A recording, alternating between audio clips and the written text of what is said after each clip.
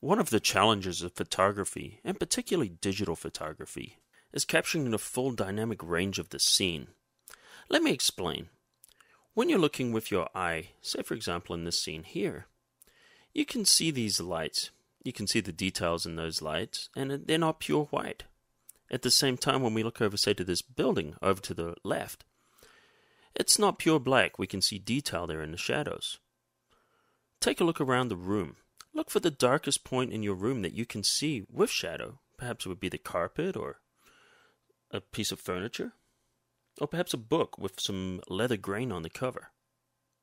Now take a look at some highlights where you can see some details. For example, a ceiling, a stucco ceiling. You can see that detail in there. Now with the human eye, you can see this incredible dynamic range because the eye adjusts and changes for wherever you're looking. Unfortunately, the camera is not capable of capturing such a wide dynamic range. If you go to take a photograph of, say, the white ceiling, the stucco ceiling, then the areas of shadow are suddenly, they're just black. They're blocked out. Or if you change your settings on your camera and you expose for the shadows, and then you have a look at those areas of highlights, typically they're just blown out, and you just see this big area of white. Another example is to do an indoor shot and look at the windows, and usually outside the windows you just have this big white block. And the reason is because the camera is not capable of capturing such a wide tonal range as you can see with the human eye, meaning capturing details in the shadows and highlights at the same time.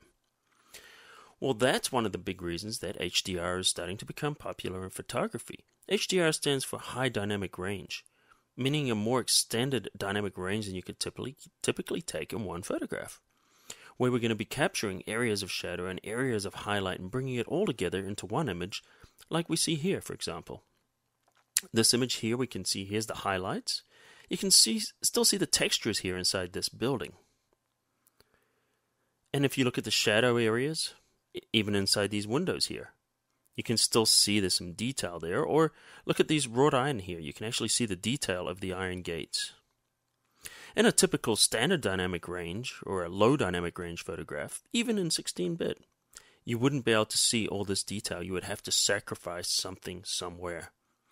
Now, HDR made its debut with film and with 3D. In fact, it's still very, very popular with 3D for creating texture maps and lighting maps and environment maps. Also very popular with film.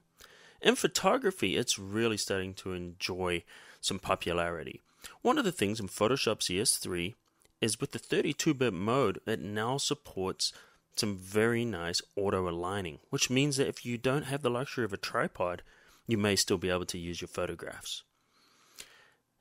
Photoshop CS2 introduced 32-bit merge to HDR, where we could merge images together into one HDR image, and it wasn't as good as it is in CS3. In the course of this video, you're going to learn all the ins and outs of high dynamic range. You're going to learn different ways of extending the dynamic range without using HDR.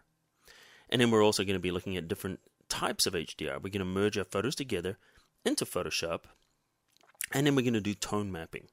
Now you'll see an example like this image we're looking here with my parking shot, and I've used a little bit more of an extreme adjustment to this, where it actually looks more like a sketch. This is something that I enjoy.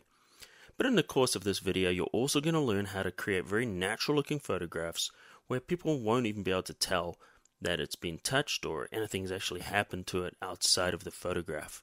And for some people, that's their goal. They want a very natural looking photograph with a little bit more dynamic range. And other people's goal may be to create something a bit more extreme like what you're looking at here on screen. Well, you're going to learn how to do all these different things, and along the way we're going to have a lot of fun, and you're going to learn a lot about HDR and 32-bit imaging in Photoshop.